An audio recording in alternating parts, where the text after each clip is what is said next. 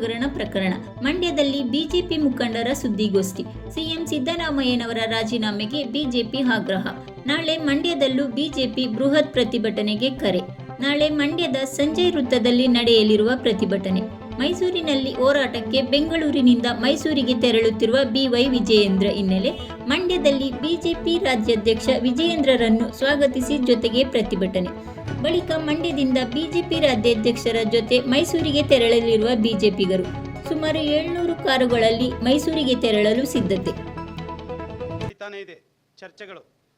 ವಿರೋಧ ಪಕ್ಷವಾದಂಥ ನಮ್ಮ ಪಾರ್ಟಿ ಈ ಒಂದು ಮುಡ ಹಗರಣದಲ್ಲಿ ಆಗಿರುವಂಥ ಸನ್ಮಾನ್ಯ ಮುಖ್ಯಮಂತ್ರಿಗಳು ಮಾಡಿರುವಂಥ ತಮ್ಮ ಸ್ವಾರ್ಥ ಸಾಧನೆಗಾಗಿ ಮಾಡಿರುವಂಥ ಈ ಹಗರಣ ಅತ್ಯಂತ ದುಃಖಕರ ಮತ್ತು ಒಬ್ಬ ಸಾಮಾಜಿಕ ನಾಯಕರಾದಂಥ ಅವರು ಮಾಡಬಾರ್ದಂಥ ಇದೊಂದು ದೊಡ್ಡ ಹಗರಣ ಅಂತ ಹೇಳಲಿಕ್ಕೆ ಇಚ್ಛೆಪಡ್ತೇನೆ. ಏಕೆ ಅಂತ ಅಂದರೆ ಸ್ವಾರ್ಥ ಇರ್ತದೆ ಪ್ರತಿಯೊಬ್ಬ ಮನುಷ್ಯನಿಗಾದರೆ, ಇಷ್ಟೊಂದು ಅತಿಯಾದ ಸ್ವಾರ್ಥ ಎಲ್ಲೂ ಇರಲಿಕ್ಕಾಗಲ್ಲ, ಇರಬಾರ್ದು. ಈಗ ಸುಪ್ರೀಂ ಕೋರ್ಟ್ ಕೂಡ ಆದೇಶ ಮಾಡಿದೆ, ಏನು ರೈತರಿಗೆ ಕೊಡಬೇಕಾದಂಥ ಅಂದರೆ ಪಾರ್ವತಿಯವರಿಗೆ ಕೊಟ್ಟಿರುವಂಥ ಲ್ಯಾಂಡು ಮತ್ತು ಅದನ್ನು ಮುಡಾದವರು ತೆಗೆದುಕೊಂಡಿರುವಂಥ ಲ್ಯಾಂಡು, ಇದಕ್ಕೆ ಕಾಂಪನ್ಸೇಷನ್ ಕೊಡಬೇಕಾದ್ರೆ ಒಂದು ಯೂನಿವರ್ಸಲ್ ಇದನ್ನು ಕಾನೂನನ್ನು ಅರ್ಬನ್ ಡೆವಲಪ್ಮೆಂಟ್ ಮಾಡಿದೆ. ಅದರಲ್ಲಿ ಆ ಸರ್ಕ್ಯುಲರ್ನಲ್ಲಿ ಕೂಡ ಹೇಳಿದೆ, ಎಲ್ಲಿ ಡೆವಲಪ್ಮೆಂಟ್ ಮಾಡ್ತಿರೋ ಡೆವಲಪಿಂಗ್ ಏರಿಯಾದಲ್ಲಿ ಮಾಡಿದ್ದನ್ನ ಡೆವಲಪಿಂಗ್ ಏರಿಯಾದಲ್ಲೇ ಕೊಡಬೇಕು, ಅದನ್ನು ಡೆವಲಪ್ಡ್ ಏರಿಯಾದಲ್ಲಿ ಕೊಡ್ಲಿಕ್ಕೆ ಬರಲ್ಲ, ಅಂದರೆ ಹಳೆ ಲೇಔಟ್ನಲ್ಲಿ ಕೊಡ್ಲಿಕ್ಕೆ ಬರಲ್ಲ. ಈ ಒಂದು ಹಗರಣದಲ್ಲಿ ಸನ್ಮಾನ್ಯ ಮುಖ್ಯಮಂತ್ರಿಗಳು ಮತ್ತು ಅವರ ಪತ್ನಿಯವ್ರಿಗೆ ಕೊಟ್ಟಿರುವಂಥ ಒಂದು ಇದು ಕೆಸರೆ ಮತ್ತು ದೇವನೂರು ಲೇಔಟು ಡೆವಲಪಿಂಗ್ ಲೇಔಟು, ಇವ್ರು ಕೊಡ್ತಾ ಇರೋದಲ್ಲಿ ವಿಜಯನಗರ ಲೇಔಟು ಡೆವಲಪ್ಡ್ ಲೇಔಟಲ್ಲಿರುವಂಥ ವ್ಯಾಲ್ಯೂನೇ ಬೇರೆ, ಡೆವಲಪಿಂಗ್ ಏರಿಯಾದಲ್ಲಿ ಫಿಕ್ಸ್ ಮಾಡಿರುವಂಥ ವ್ಯಾಲ್ಯೂನೇ ಬೇರೆ. ಅಂದರೆ ಒಬ್ಬ ಅಲಾಟಿಗೆ ಕೊಡಬೇಕಾದ್ರೆ ಒಬ್ಬ ರೈತನಿಗೆ ಒಂದು ಸೈಟನ್ನು ಕೊಡಬೇಕು, ಒಂದು ಎಕರೆಗೆ ಡೆವಲಪ್ಡ್ ಮಾಡಿದಂಥ ಏರಿಯಾ 24,000 ಸ್ಕ್ವೇರ್ ಫೀಟ್ ಬರ್ಬೋದು ಅಂದಾಜು. ಅಂದರೆ 44,000ದಲ್ಲಿ ಎಲ್ಲ ರಸ್ತೆ ಮತ್ತು ಪಾರ್ಕು ಎಲ್ಲ ಸಿವಿಕ್ ಕಮ್ಯುನಿಟೀಸ್ ಕಳೆದ್ರೆ 24,000 ಅಡಿ ಬರ್ತದೆ. 24,000 ಅಡಿನಲ್ಲಿ ಒಂದು ಅವ್ರಿಗೆ ಕೊಡಬೇಕಾದ್ರೆ ಒಬ್ಬ ರೈತನಿಗೆ ಒಂದು ಸೈಟ್ 60-40 ಸೈಟ್ ಕೊಡಲಿಕ್ಕೆ ಇದೊಂದು ಕಾನೂನನ್ನು ಮಾಡಿದ್ದಾರೆ. ಆದರೆ ಇಲ್ಲಿ ಮುಖ್ಯಮಂತ್ರಿಗಳು 3 ಎಕರೆ 16 ಕುಂಟೆಗೆ ಇವರು ಡೆವಲಪ್ಡ್ ಏರಿಯಾದಲ್ಲಿ ತೆಗೆದುಕೊಂಡಿರುವಂಥ ಸೈಟ್ ಎಷ್ಟು? 14 ಸೈಟ್ಗಳು. ಅಂದರೆ ಪ್ರಪೋರ್ಷನ್ ಎಷ್ಟಿದೆ ಅಂದರೆ 1:100% ಆಯಿತು. ಇದು ಸಾಮಾನ್ಯ ಜನಕ್ಕೊಂದು ಕಾನೂನು ಮತ್ತು ನಮ್ಮ ಸಾಮಾನ್ಯ ಜನಕ್ಕೊಂದು ಕಾನೂನು, ಮುಖ್ಯಮಂತ್ರಿಗಳೊಂದು ಕಾನೂನು. ಇದೇ ರೀತಿ ಸಹಸ್ರಾರು ಕೋಟಿ ಹಗರಣ, ಇದೇ ರೀತಿ ಅಲಾಟೆಡ್ ಆಗಿರುವಂಥ ಸೈಟ್ಗಳ ಹಗರಣ ಭಾರಿ ನಡೆದಿದೆ ಮುಡಾದಲ್ಲಿ. ಹಾಗಾಗಿ ಭಾರತೀಯ ಜನತಾ ಪಕ್ಷ ಮತ್ತು ರಾಜ್ಯಾಧ್ಯಕ್ಷರು ಈ ಒಂದು ಪ್ರತಿಭಟನೆಯನ್ನು ಮಾಡಲೇಬೇಕು ಅಂತೇಳಿ ರಾಜ್ಯಾದ್ಯಂತ ಮತ್ತು ಬೆಂಗಳೂರಿನಿಂದ ನಾಳೆ 12 ಗಂಟೆಗೆ ಮಂಡ್ಯಕ್ಕೆ ಬರ್ತದೆ. ಸಹಸ್ರಾರು ಕಾರುಗಳಲ್ಲಿ ಮಂಡ್ಯದಿಂದನೇ ಒಂದು 700 ಕಾರುಗಳು ಹೊರಡುವಂಥ ಒಂದು ವ್ಯವಸ್ಥೆ ಆಗಿದೆ. ಮಂಡ್ಯ ಸಂಜಯ್ ಸರ್ಕಲ್ನಲ್ಲಿ ಅವ್ರಿಗೆ ಒಂದು ರಿಸೀವ್ ಮಾಡುವಂಥ ಕಾರ್ಯಕ್ರಮ ಇರ್ತದೆ. ಮಾಡಿದ ತಕ್ಷಣ ಅಧ್ಯಕ್ಷರ ಜೊತೆಯಲ್ಲಿ ನಾವು ಇಡೀ ಜಿಲ್ಲೆನಲ್ಲಿ 700 ಕಾರುಗಳು ಅವ್ರ ಜೊತೆಗೆ ಆಗ್ತವೆ. ಮತ್ತು ಬೆಂಗಳೂರಿನಿಂದ ಮೈಸೂರುವರೆಗೂ ಕಾರುಗಳು ಅಧ್ಯಕ್ಷರನ್ನು ಫಾಲೋ ಮಾಡುವಂಥ ಒಂದು ವ್ಯವಸ್ಥೆ. ರಾಮನಗರ ಜಿಲ್ಲೆಯಲ್ಲೂ ಕೂಡ ವೆಹಿಕಲ್ಗಳು ಈ ಒಂದು ಪ್ರತಿಭಟನೆಯಲ್ಲಿ ಪಾಲ್ಗೊಳ್ತವೆ ನಮ್ಮ ಪಕ್ಷದ ವತಿಯಿಂದ. ಇದಲ್ಲದೆ ಮುಡಾ ಒಂದು ಇದಲ್ಲದೆ ವಾಲ್ಮೀಕಿ ನಿಗಮದ ತಮಗೆಲ್ಲ ಗೊತ್ತಿದೆ 187 ಕೋಟಿ ಹಗರಣ, ಅದರಲ್ಲಿ ಬಾರ್ಗಳು ಕೊಟ್ಟಿದ್ದಾರೆ, ಎಲ್ಲ ಕೊಟ್ಟಿದ್ದಾರೆ. ಇದಕ್ಕೆ ಡೈರೆಕ್ಟ್ ಇನ್ವಾಲ್ವ್ಮೆಂಟು ಸನ್ಮಾನ್ಯ ಮುಖ್ಯಮಂತ್ರಿಗಳೇ. ಖಜಾನೆಯಿಂದ ಯೂನಿಯನ್ ಬ್ಯಾಂಕ್ ಆಫ್ ಇಂಡಿಯಾಕ್ಕೆ ಹಣ ಹೋಗಬೇಕಾದ್ರೆ ಖಜಾನೆಯಲ್ಲಿ ಯಾರು ಚೀಫು ಕಸ್ಟೋಡಿಯನ್ ಯಾರು? ಅಡಿಷನಲ್ ಚೀಫ್ ಸೆಕ್ರೆಟರಿನೇ ಸೈನ್ ಮಾಡಿಕೊಟ್ಟ ಮೇಲೆ ಅಲ್ಲಿಗೆ ಯಾರು ಇನ್ವಾಲ್ವ್ಮೆಂಟ್ ಇದೆ? ಕಸ್ಟೋಡಿಯನ್ ಆದಂಥ ಅಡಿಷನಲ್ ಚೀಫ್ ಸೆಕ್ರೆಟರಿ ಇದ್ದಾರೆ, ಚೀಫ್ ಮಿನಿಸ್ಟ್ರು ಕೂಡ ಇದಕ್ಕೆ ಇನ್ವಾಲ್ವ್ ಆಗಿದ್ದಾರೆ. ಮತ್ತು ಇದಕ್ಕೆ ನಾಗೇಂದ್ರ ಅವರು ಅಂದಿನ ಮಂತ್ರಿಗಳು ಈ ಕಿಂಗ್ ಪಿನ್ ಅಂತ ಏನು ಹೇಳ್ತಾ ಇದ್ದೀವಿ ಅದು ಕೂಡ ಇದಕ್ಕೆ ಸೇರಿ ಡೈವರ್ಟ್ ಮಾಡಿ ಹಣನ ತೆಲಂಗಾಣ ಎಲೆಕ್ಷನ್ಗೆ ಉಪಯೋಗಿಸಿರುವಂಥದ್ದು ನಿಚ್ಚಳವಾಗಿ ಕಾನೂನಾತ್ಮಕ ತೊಡಕಿನಲ್ಲಿ ಸಿಕ್ಕಾಕೊಂಡಿರೋದು. ಇದರಲ್ಲಿ ಮನಿ ಲ್ಯಾಂಡ್ರಿಂಗ್ ಕೂಡ ಆಗಿರೋದ್ರಿಂದ CBI ಕೂಡ ಇದಕ್ಕೆ ಏನು ಯೂನಿಯನ್ ಬ್ಯಾಂಕ್ ಅದು ನಕಲಿ ಅಕೌಂಟ್ಗೆ ಒರಿಜಿನಲ್ ಅಮೌಂಟು ಖಜಾನೆ 2 ಇಂದ ಹೋದಂಥ ಹಣ ನಕಲಿ ಅಕೌಂಟ್ ಯೂನಿಯನ್ ಬ್ಯಾಂಕ್ ಆಫ್ ಇಂಡಿಯಾಕ್ಕೆ ಹೋಗಿದೆ. ಅಂದರೆ ಇದು ಮನಿ ಲ್ಯಾಂಡ್ರಿಂಗ್ ಪರ್ಪಸ್ಗೆ ಮಾಡಿರುವುದರಿಂದ ಇವತ್ತು ED ಮತ್ತು CBI ಇದಕ್ಕೆ ಇನ್ವಾಲ್ವ್ಮೆಂಟ್ ಇದೆ. ರಾಜ್ಯ ಸರ್ಕಾರ CBI ಕೊಟ್ಟಿಲ್ಲ, ಆದರೂ ಕೂಡ Union Bank of India central ಗೌರ್ಮೆಂಟ್ಗೆ ಸೇರಿರೋದ್ರಿಂದ ಅವರು ಇಮಿಡಿಯೇಟು CBI ಮತ್ತು EDಗೆ ಕೊಟ್ಟಿರೋದ್ರಿಂದ ED ಕೂಡ ಇದನ್ನು ಕೈಗೆತ್ಕೊಂಡಿದೆ. ಇದು ಕೂಡ ರಾಜ್ಯ ಸರ್ಕಾರದ ತಪ್ಪು. ಮತ್ತು ರಾಷ್ಟ್ರೀಯ ಆಯೋಗ SC/ST ಆಯೋಗ ಕೂಡ ಇವತ್ತು 14,730 ಕೋಟಿ ಏನಾಗಿದೆ ಅಂತೇಳಿ ಅಲ್ಲಿಯ joint secretary, central government joint secretary ಒಂದು ಲೆಟರ್ನ ಕೂಡ ಬರೆದಿದ್ದಾರೆ. ಏನಾಗಿದೆ ಇದಕ್ಕೆ ನೀವು 7 ದಿನಗಳಲ್ಲಿ ಉತ್ತರ ಕೊಡಬೇಕು. SC/ST ಡೆವಲಪ್ಮೆಂಟ್ಗೆ 14,730 ಕೋಟಿ ಹಣ ಏನಾಗಿದೆ ಇದನ್ನು 1 ವಾರದೊಳಗೆ ನೀವು ತಿಳಿಸಿ ಅಂತ ಕೂಡ ಒಂದು ಲೆಟರ್ ಬಂದಿದೆ. ಇದಕ್ಕೂ ಯಾವುದೂ ಇಲ್ಲ. ಇಷ್ಟೆಲ್ಲ SC/ST ಹಣನ ಡೈವರ್ಟ್ ಮಾಡಿದಾರಲ್ಲ, ಮಾಡಿಬಿಟ್ಟು ಯಾರು ಕೊಡ್ತಾ ಇದ್ದಾರೆ? ಇವರು ಸ್ವಂತ ಇದಕ್ಕೆ ಉಪಯೋಗಿಸ್ತಾ ಇದ್ದಾರೆ. ಮತ್ತು ಇಡೀ ರಾಜ್ಯದ ವಕ್ಫ್ ಬೋರ್ಡ್ಗೆ 430 ಕೋಟಿ ಕಾಂಪೌಂಡ್ ಹಾಕ್ಲಿಕ್ಕೆ ಕೊಟ್ಟಿದ್ದಾರೆ. ಅಂದರೆ ಒಬ್ಬರ ಹಣನ ಕಿತ್ತು ಇನ್ನೊಬ್ಬರ ಅಕೌಂಟ್ಗೆ ಕೊಡುವಂಥ, ಇನ್ನೊಂದು ವರ್ಗನ ತುಷ್ಟೀಕರಣ ಮಾಡುವಂಥ ಸರ್ಕಾರದ ಧೋರಣೆಯನ್ನು ಭಾರತೀಯ ಜನತಾ ಪಾರ್ಟಿ ಖಂಡಿಸ್ತದೆ ಅಂತ ಹೇಳಲಿಕ್ಕೆ ನಾನು ಇಚ್ಛೆ ಪಡ್ತೇನೆ.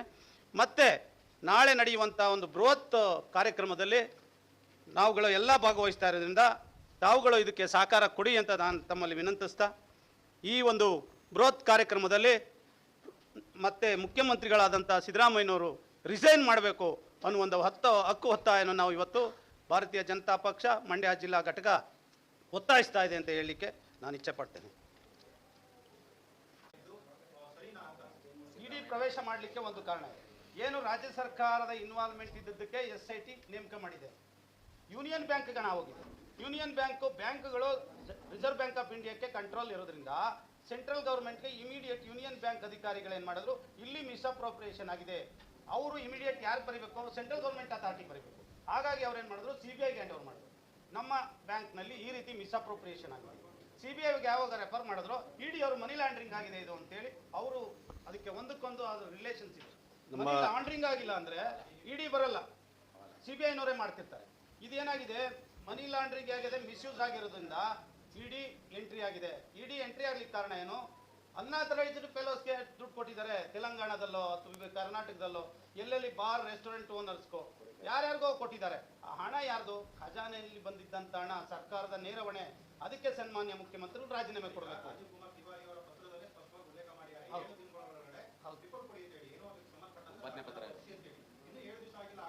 ಹಾ, 7 ದಿನ ಅಲ್ಲ, ಇನ್ನೂ ಒಂದು ಹಗರಣ, ಇನ್ನೊಂದು 3 ದಿನದಲ್ಲಿ ವಾರದಲ್ಲಿ ಬರ್ತದೆ. ಕಾರ್ಮಿಕರ ಇಲಾಖೆ ಹಗರಣ 250 ಕೋಟಿ ಇನ್ನೊಂದು ಬರ್ತಾ ಇದೆ. ಅದನ್ನ ನೆಕ್ಸ್ಟ್ ನಾವು ತಗೊಳ್ತೀವಿ. ಆದ್ರೆ ಈಗ ಇಷ್ಟು ಬೇಗ ನೀವು ಯಾಕೆ ತಗೊಂಡಿದ್ದೀರಿ ಅಂತ, ಇದು ಮೋಸ್ಟ್ ಅರ್ಜೆಂಟ್ ಅಂತ ನಿಮ್ಗೆ ಹೇಳಿದ್ದಾರೆ. ಅಂದ್ರೆ ಇದಾಗಲೇ ಇವರು ಕರೆಸ್ಪಾಂಡೆನ್ಸ್ ಮಾಡ್ತಾ ಇದ್ದಾರೆ. ಮಾಡಿಯೂ ನೀವು ಕೊಟ್ಟಿಲ್ಲ. ಯಾಕೆ? ಇದು ವರ್ಷಾನುಗಟ್ಲೆ. ಈಗ ನಮ್ಮ 1000 ಕೋಟಿನ ಒಂದೇ ಸಾರಿ ಯೂಸ್ ಮಾಡ್ಲಿಕ್ಕೆ ಬರಲ್ಲ, ಹಂತವಾಗಿ ಯೂಸ್ ಮಾಡಿದೀರಾ. Utilisation certificate every year submit ಮಾಡಿ. ನೋಡಿ ಸರ್, ಈಗ ಮಾಧ್ಯಮ ಸ್ನೇಹಿತರಿಗೆ ಗಮನಕ್ಕೆ ಇದು ನೀವು ಅಲ್ಲ ನೋಡಿ ಸರ್, ಈಗ ಅಲ್ಲ ದಯವಿಟ್ಟು ನಮ್ಮ ಮಾಧ್ಯಮದವ್ರ ಗಮನಕ್ಕೆ ನೀವು ಹೇಳ್ದಂಗೆ ಈಗ ಮೊನ್ನೆ ನಮ್ಮ DCM ಅವರು DK ಶಿವಕುಮಾರ್ ಅವರು SIT ತನಿಖೆ ಮಧ್ಯದಲ್ಲೂ ಕೂಡ ಆಲ್ರೆಡಿ ಅವರ ಸಚಿವರಿಗೆ, ನಿಗಮದ ಅಧ್ಯಕ್ಷರುಗಳಿಗೆ ಕ್ಲೀನ್ ಚಿಟ್ ಕೊಟ್ಟಾಗಿದೆ. ಅವ್ರು ಬಂದು ಹೇಳ್ತಾರೆ SIT ತನಿಖೆ ಹೊರಗೆ ಬರಲಿ, ಇದೇ ನಿಮ್ಮ ಸಮಾಧಾನವಾದಂಥ ಮಾತನ್ನ ಅವ್ರು ಹೇಳ್ತಾ ಇಲ್ಲ. ಅವ್ರು ಆಲ್ರೆಡಿ ಅವ್ರು ಏನು ಹೇಳ್ತಾ ಇದ್ದಾರೆ, ಇದ್ರಲ್ಲಿ ಬರೀ ಅಧಿಕಾರಿಗಳು ಇನ್ವಾಲ್ವ್ ಆಗಿದ್ದಾರೆ ಅಂತ ಹೇಳ್ಬಿಟ್ಟು ಇವರ ನಮ್ಮ ನಾಗೇಂದ್ರ ಅವ್ರಿಗೂ ಮತ್ತೆ ಇವ್ರಿಗೂ ಕ್ಲೀನ್ ಚೀಟ್ ಕೊಡ್ತಾ ಇದ್ದಾರೆ. ಇದನ್ನು ಕೂಡ ನೀವು ಹಸ್ತಾಂತರ ಮಾಡ್ತಾ ಮಧ್ಯದಲ್ಲಿ ಕೈಯಾಡಿಸ್ತಾ ಇದ್ದಾರೆ ಅನ್ನೋದು ಕೂಡ ಮಾಧ್ಯಮದವರು ನಮ್ಮ ಜನರ ಗಮನಕ್ಕೆ ತರಬೇಕಾಗ್ತದೆ. ಎರಡನೇದಾಗಿ ಇವತ್ತು ಅವ್ರು ತಪ್ಪೇ ಇಲ್ಲ ಅಂತ ಹೇಳಿತು ಅಂತ ಹೇಳಿದ್ರೆ ನಾಗೇಂದ್ರ ಅವ್ರನ್ನ ರಾಜೀನಾಮೆ ಕೊಡಿಸುವಂತ ಕೆಲಸಕ್ಕೂ ಅವ್ರು ಕೈ ಹಾಕ್ತಾ ಇಲ್ಲ. ಈ ಬಂಡ ಸರ್ಕಾರದ ನಾವು ಈ ಉದಾಹರಣೆಗಳನ್ನ ನೋಡ್ಕೊಂಡು ಬರ್ತಾ ಇತ್ತು ಅಂತ ಹೇಳಿದ್ರೆ, ಅವ್ರು ತಪ್ಪಿಲ್ಲ ಅಂತ ಹೇಳಿದ್ರೆ ಖಂಡಿತವಾಗ್ಲೂ ಅವರ ರಾಜೀನಾಮೆ ಕೂಡ ಹೌದು. SIT ಕೊಟ್ಟಿದ್ದಾರೆ ಅಂತ ಹೇಳಿದ್ಮೇಲೆ ನೋಡಿ, ಅದನ್ನೇ ಇದನ್ನ ಹೇಳ್ತಾ ಇರೋದು. ಇದು SIT ನಲ್ಲೂ ಮಾಡಿರುವಂಥದ್ದು, ಇವರು ಜನರ ಕಣ್ಣರಿಸುವಂಥ ಕೆಲಸಕ್ಕೆ ಇವತ್ತು ಕೈ ಹಾಕಿರುವಂಥದ್ದು. ಈಗಾಗಲೇ ನಮ್ಮ ನಾಯಕರು ಹೇಳ್ದಂಗೆ ಇದು SIT ಮೀರಿ, ರಾಜ್ಯ ಸರ್ಕಾರ ಮೀರಿ ಇದರ ವ್ಯಾಪ್ತಿ ಬಹಳ ದೊಡ್ಡದಾದಂಥದ್ದು. ರಿಸರ್ವ್ ಬ್ಯಾಂಕ್ ವ್ಯಾಪ್ತಿಗೆ ಬರುವಂತಹ ಸಂದರ್ಭದಲ್ಲಿ ED ಅವರು 5 ಕೋಟಿಗಿಂತ ಹೆಚ್ಚಿಗೆ ಹಣ ದುರುಪಯೋಗ ಆಯಿತು ಅಂತ ಹೇಳಿದ್ರೆ ಈ ED ಅವರು ಸುಮೋಟೋ ಕೇಸ್ ತಗೊಳ್ಳುವಂತ ಅಧಿಕಾರ ಅವರಿಗಿದೆ. ಅದನ್ನು ಅವರು ತಗೊಂಡಿದ್ದಾರೆ. ನಾವು ಹೆಚ್ಚಿನ ಜವಾಬ್ದಾರಿ ರಾಜ್ಯ ಸರ್ಕಾರ, ಕೇಂದ್ರ ಸರ್ಕಾರ ಎರಡೂ ಸೇರಿ ತಗೊಳ್ತಾ ಇದೆ ಅನ್ನೋ ನಿಟ್ಟಿನಲ್ಲಿ ಸಂತೋಷವಾಗಿರ್ಬೇಕೇ ಹೊರತು ಅದನ್ನು ಯಾಕೆ ಕೇಂದ್ರ ಸರ್ಕಾರ ಬರ್ತಾ ಇದೆ ಅಂತೇಳಿ ಪ್ರಶ್ನೆ ಮಾಡ್ತು ಅಂತ ಹೇಳ್ತು ಅಂತ ಹೇಳಿದ್ರೆ ಖಂಡಿತ ಆ ನಿಟ್ಟಿನಲ್ಲೇ ಇವತ್ತು ED ಅವರು ಸುಮೋಟೋ ಒಂದು ಕೇಸ್ ತಗೊಂಡಿದ್ದಾರೆ. ಇವತ್ತು ED ಅವರು ಅವರ ವ್ಯಾಪ್ತಿನಲ್ಲಿ ಬರುವಂತ ವಿಚಾರವನ್ನ 5 ಕೋಟಿಗೆ ಮೀರಿದಂತ ಹಗರಣಗೆ ಅವರು ಸುಮೋಟೋ ಕೇಸ್ ದಾಖಲೆ ಮಾಡ್ತು ಅಂತ ಹೇಳಿದ್ರೆ ನಾಗರಿಕರಿಗೆ ಯಾಕೆ ಅದು ಇನ್ನೂ ಖುಷಿ ತರುವಂತ ವಿಷಯ ಆಗ್ಬೇಕೆ ಹೊರತು ಯಾಕೆ ಅಸಮಾಧಾನ ತರ್ತಾ ಇದೆ ಇಲ್ಲಿ? ಯಾವುದೋ ಒಂದು ಉದಾಹರಣೆ ಹೇಳಬೇಕು. ಇವತ್ತು ಅಟ್ಲೀಸ್ಟ್ ಇವತ್ತು ಆಗ್ತಾ ಇರೋದ್ರಿಂದ ಸಮಾಧಾನವಾಗಿರ್ಬೇಕು, ನಾವು ಸಂತೋಷವಾಗಿರ್ಬೇಕು. ಅದನ್ನೇ ನಾವು ನಿಮ್ಗೆ ಹೇಳ್ತಾ ಇರೋದು, ಜನರಿಗೆ ಹೇಳ್ತಾ ಇರೋದಂಥದ್ದು. ಇವತ್ತು ಪ್ರೋಆಕ್ಟಿವ್ ಆಗಿ ED ಅವರು ಕೇಸ್ ತಗೊಳ್ತು ಅಂತ ಹೇಳಿದ್ರೆ ನಾವಿನ್ನ ಸಂತೋಷ ವ್ಯಕ್ತಪಡಿಸ್ಬೇಕೆ ಹೊರತು ಈ SITನೂ ತನಿಖೆ ಮಾಡಲಿ, EDನೂ ತನಿಖೆ ಮಾಡಲಿ ಈ ವಿಚಾರವಾಗಿ.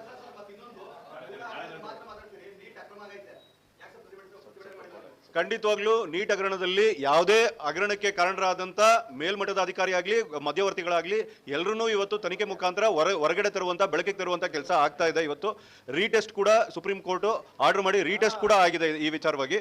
ಅದಕ್ಕೆ ಸಂಬಂಧಪಟ್ಟವರು ಕೆಲವೇ ದಿವಸಗಳಲ್ಲಿ ಎಲ್ಲರೂ ಕಂಬಿಯಿಂದ ಹೋಗುವಂಥದ್ದು ಖಂಡಿತ ಆಗ್ತದೆ.